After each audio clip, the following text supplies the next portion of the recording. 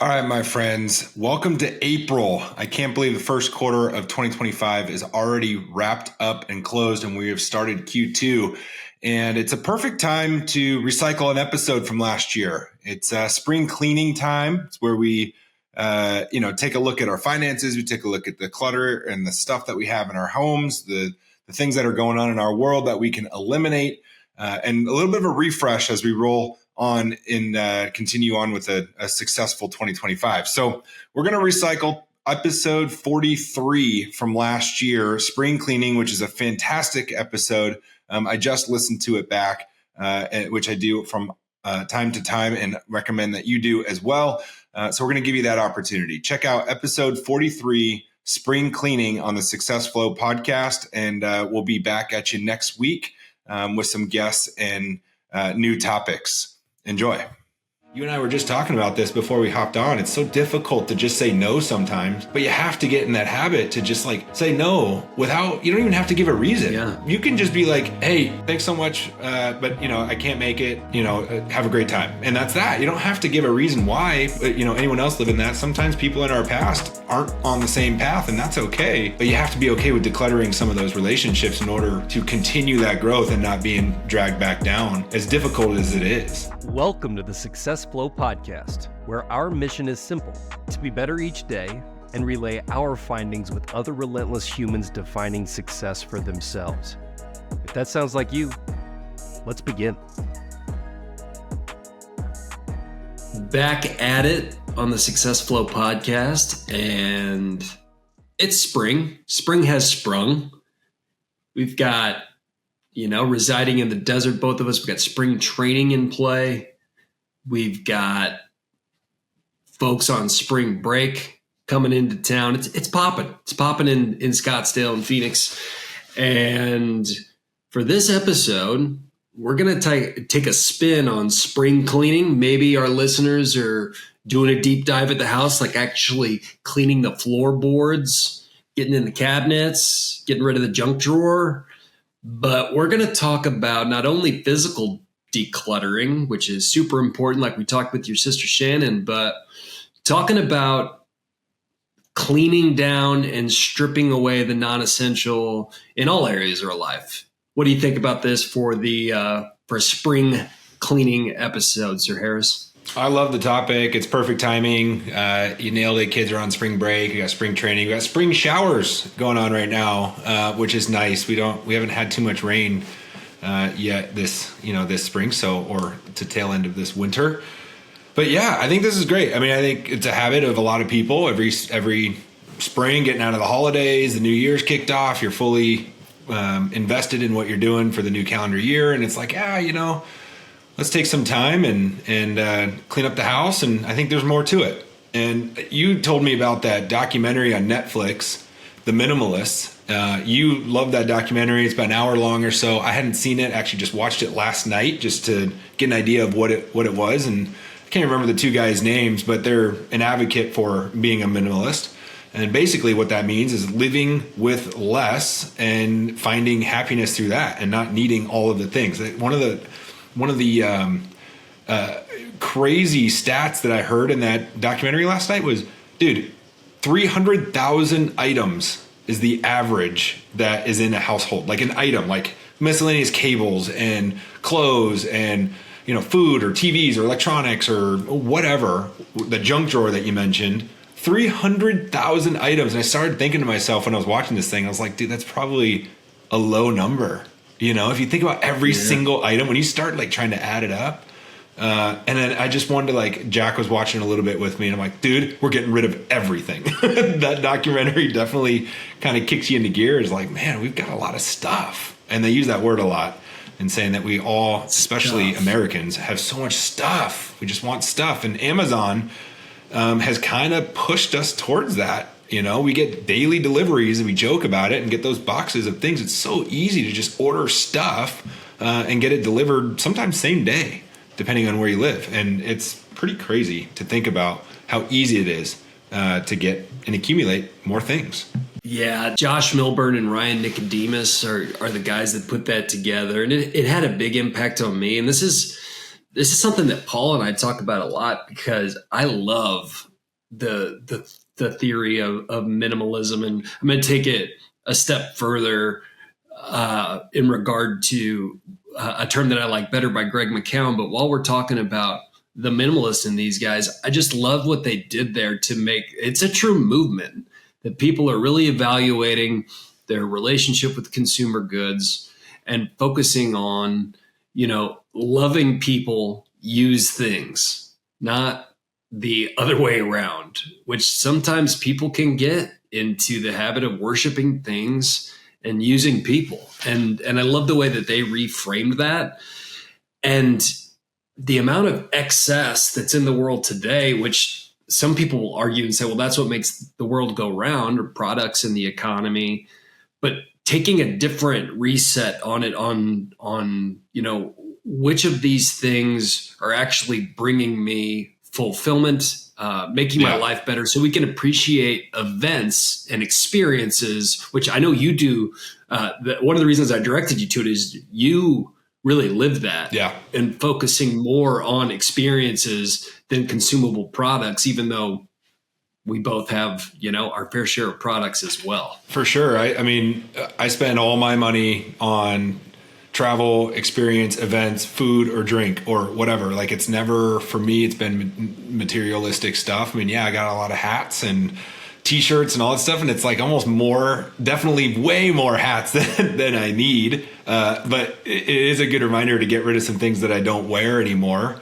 And all of my clothes and things that I have are gifts more often than not. I rarely ever go shop for myself, but it's true. I'd rather spend all of my money on experiences and getting out there and enjoying life and creating memories. I mean, that for me, that's what it's all about. For a lot of people, though, what I thought was I don't have this issue, but I know a lot of people do. And listening to that documentary is when you have your emotional support animal or your emotional support coping with whatever vice that you have. Some people, it's shopping, and it's just going out and trying to feel good about themselves and gathering more stuff. And then you come home and you're like, dang, I didn't really need that. It didn't really make me feel that, the way I thought it would. And I think that there's a lot of things in life that are like that, where you go out and have an extra, a drink or something. You're like, man, I didn't really need that extra drink. I could have just powered through and went on a walk instead, right? Like, there's so much of that, depending on what it is that you're trying to cope with and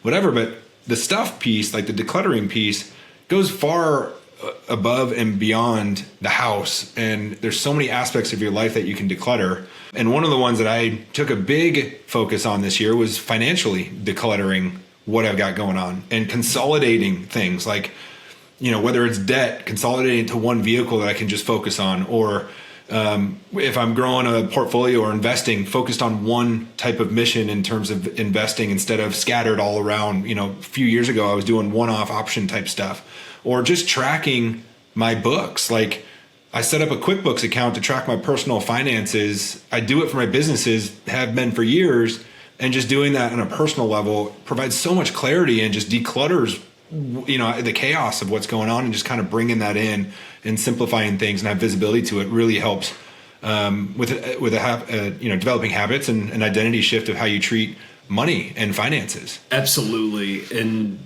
one of the principles that I've found ever since came across it, the Pareto principle, or the 80-20 rule, is that, 80% of our results come from 20% of our activities. That's something that I have worked into my sales philosophy that's very fluid. I don't have a lot of rules or follow a specific framework, but that is one that has just rung true, that every year, 80% of my results and revenue generated was from 20% of my accounts. So being able to identify those, to really have a minimalist or essentialist approach, that allows you to focus and allows you to even increase some of that results portion. So I love that. And when Paul and I talk about it, it's something that I'm constantly working on. And if that retreat that I just went to 3 weeks ago now up north, every time I go to Hamid's home, it's always in my notebook. I was looking back at my results, is like,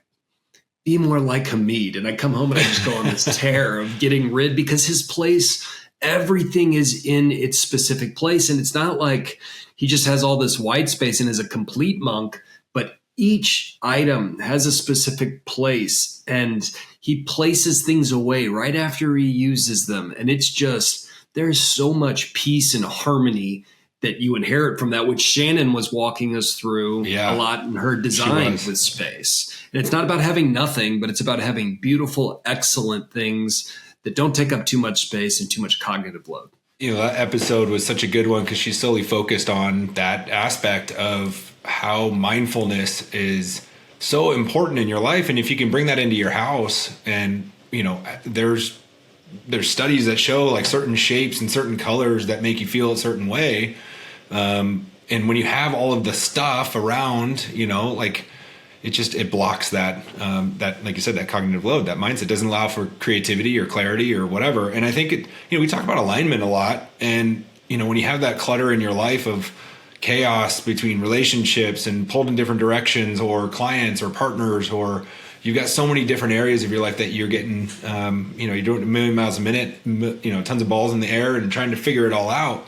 Decluttering that and simplifying things and figuring out exactly what it is that you want and where you're trying to go and saying no to more things.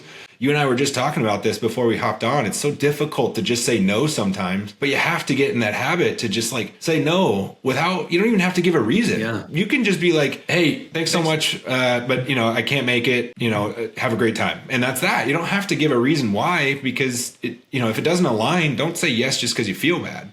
And so that's very hard when it comes to decluttering relationships, right? Like, especially if they don't align with you anymore, as you're going through this change and this habit change and this identity shift and this mindset shift and the growth and everything that we talk about and the things that you and I are living. Sometimes, anyone else living that, sometimes people in our past aren't on the same path, and that's okay. But you have to be okay with decluttering some of those relationships in order to continue that growth and not being dragged back down, as difficult as it is. Bang on. And for me throughout this journey, started with the minimalist, was watching a ton of YouTube videos on minimalism, but then I found a concept that I liked a little bit better.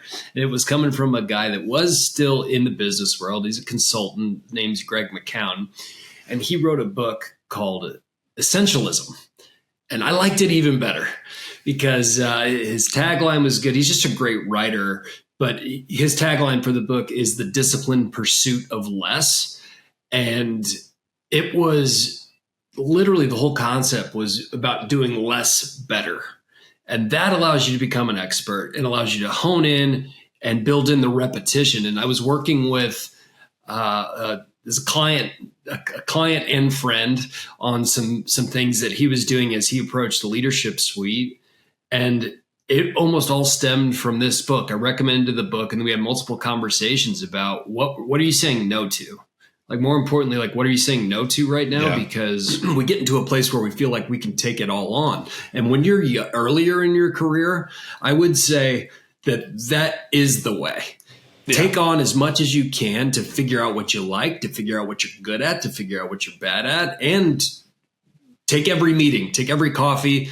But once you start building expertise and you start down a path of mastery, then it becomes a reduction game and getting better by doing less. And so a lot of this comes down to what we talk about on this podcast all the time, is the power of choice. Everything that we say yes to, we're saying no to an infinite amount of things. So those yeses have to really count.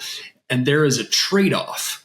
Like, there is sacrifice involved here. So the FOMO that we talked a lot about with Mark, I think we talked about on the pod or not, he owns that all the time. You have to let go of that as we're mapping back toward our values, the character that we want to live, and getting those clear is really step one. Yeah, I think you nailed it when you kind of look at decades of your life, and when you start getting to adulthood and you're starting to grow a business or whatever, like, you've got to develop that network, and you've got to say yes to meetings with, it doesn't matter how many people, you're just talking to anybody and everybody that'll listen, that you want to try and work with and develop relationships with. But once you get to that point, and that kind of inflection point where you build that growth, and you're, a lot of times banging your head against the wall, just grinding it out. And then you get to the point where you built something really cool, and it gets to the point where it's like, well, I don't need to take those meetings necessarily anymore. And I'm just going to focus on how do I grow this thing to another level, as opposed to spending all my time with 1 or 2 coffee meetings or 3 coffee meetings in a day, where I can spend that time focus on marketing or sales or whatever else I need to do in order to drive more business to my business. And obviously on a personal level, same thing goes. Like, you're just trying to meet new people, figure out, open your mind up to new ideas and perspectives. And once you have established what it is that you want and where you want to go, it does, that reduction is key. Otherwise, burnout is when, burning the candle at both ends. That becomes a real thing. And that's when you start going through the deep, dark abyss sometimes of like, what am I doing here? Right. And you've got to figure out how to get out of that. So decluttering in your mind is probably the most important thing outside of decluttering anything else. And right on that theme, one of the things he says that hit me like a bag of rocks was, if you don't prioritize your life, somebody else will. Yeah. And that's that's an interesting whole take. concept of, if you're not going to be assertive to choose the right things in your life, then your reaction and your go with the flow and wherever the wind takes you, that's somebody else actually having a clear grasp of what's essential, and you become a part of their plan, as opposed to really trying to make an impact on what you want and what mission that you're on. So do you do this, Phil? Do you go through like your house, and you and Paula, do you actually go through like your closet, like the prototypical spring cleaning? I know we used to have to do it when we were kids. We don't do a good job of this now in the house in terms of like removing stuff. But I'm curious, do you and Paula go through that process? We do. And we're in the process of doing, I actually thought about, this is back to my, if there's an expert, we should know how to get rid of stuff. But I was thinking about hiring an organization expert just to see for our kitchen. Oh yeah. There's like people out there that'll do that. Yeah. Yeah. Yeah. And I could totally see the argument that it's a waste of money if you can't figure out how to organize your own stuff. But I just think it'd be a fun process to go through, like someone that could justify the workflow of a kitchen or whatever, because my office is my office, and it's pretty darn good. And then our closets stay pretty good. But she would say that I have a more of a clothes problem than she does, clothes and shoes, which is accurate. I would not fight her on it, really. But we do a good job of calling each other out of, hey, I'm doing a purge, we'll call it.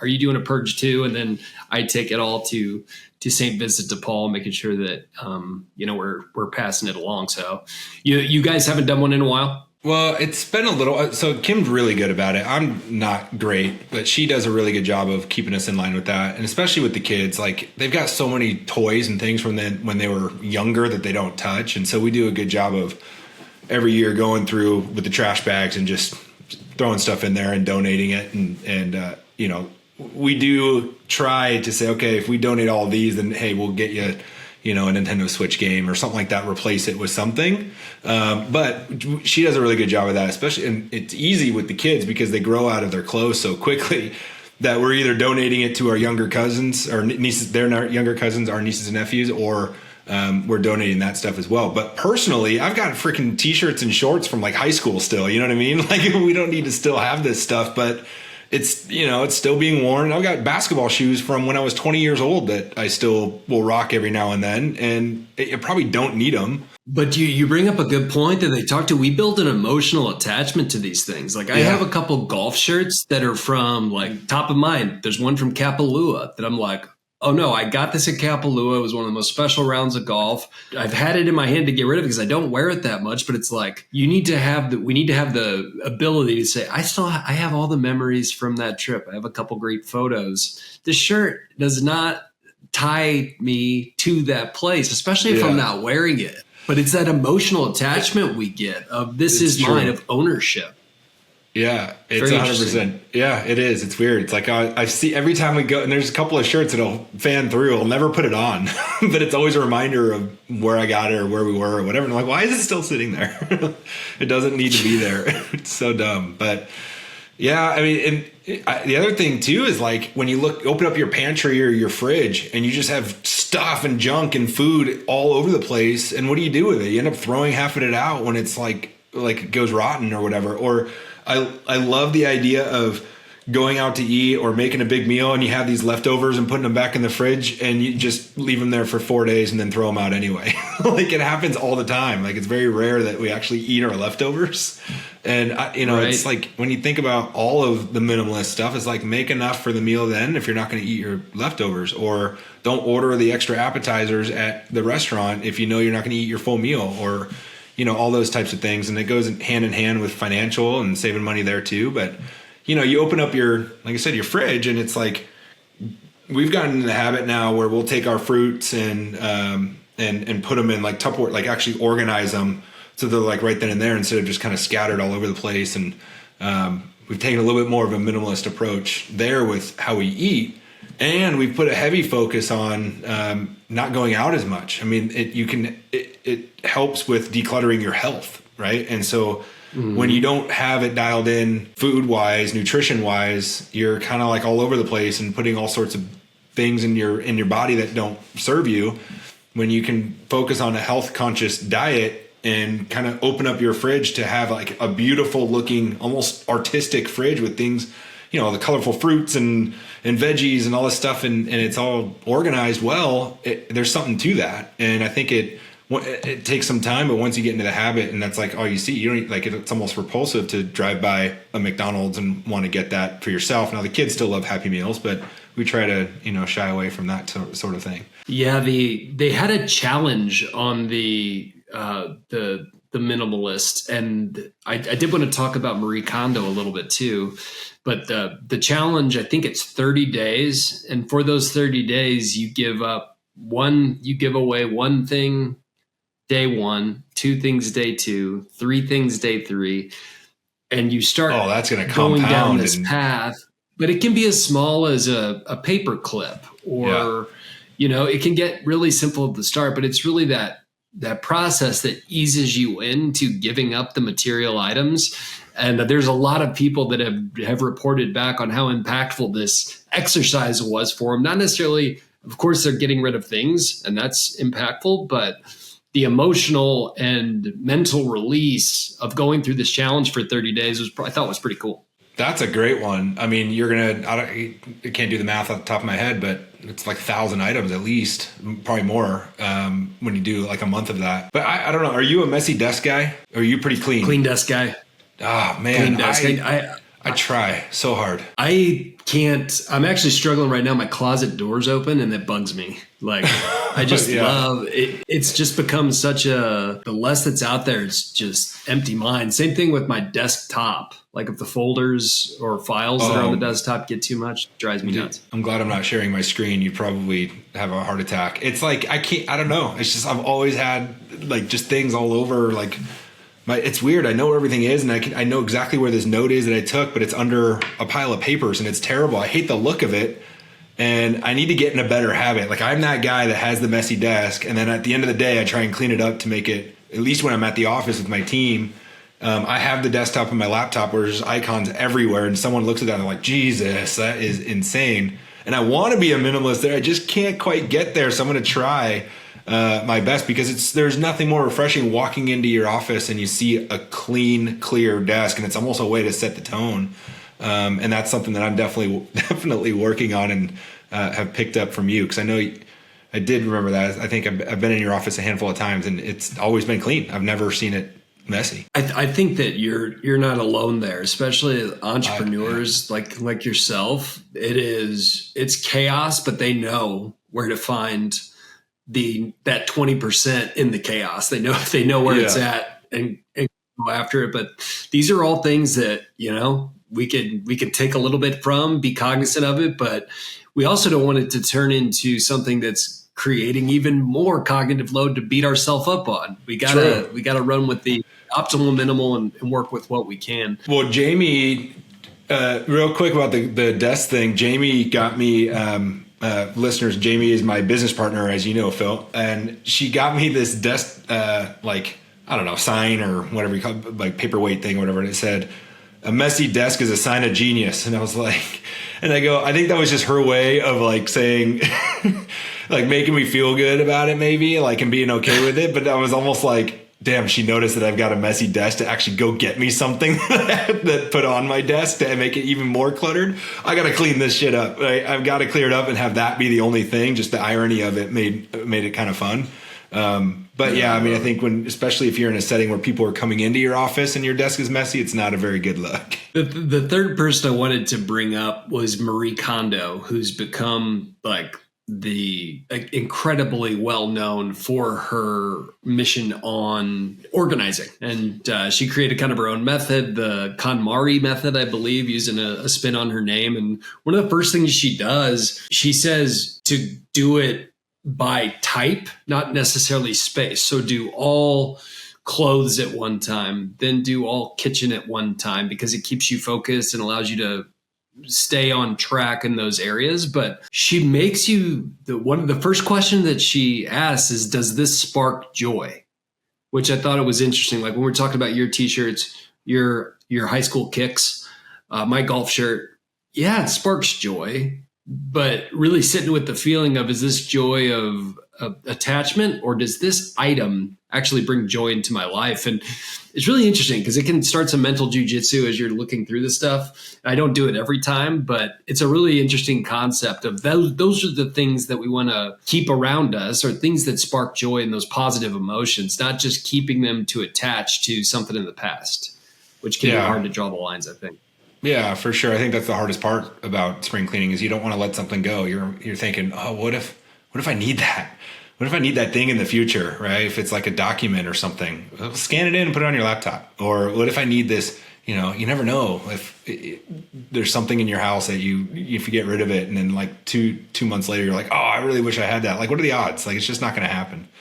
But yeah, I've really enjoyed this topic, man. I think it's a good reminder for everybody listening in just to, get some spring cleaning done. Focus not only on the stuff that you have in your house, but also financially, your health, decluttering where you're at in your health journey, the relationships that you have in your life, and kind of being a minimalist and focusing on the things that matter and not so much saying yes to everything, saying no to more things, and focusing on the things that align. Great topic, my friend. One thing that we're not minimalists on are likes, comments, shares, and subscribes. So we like to pile those up, which we appreciate day in and day out, listeners. Subscribe, baby. We're on YouTube. All right, that's the pod. We'll be back at you next week on the SuccessFlow Podcast.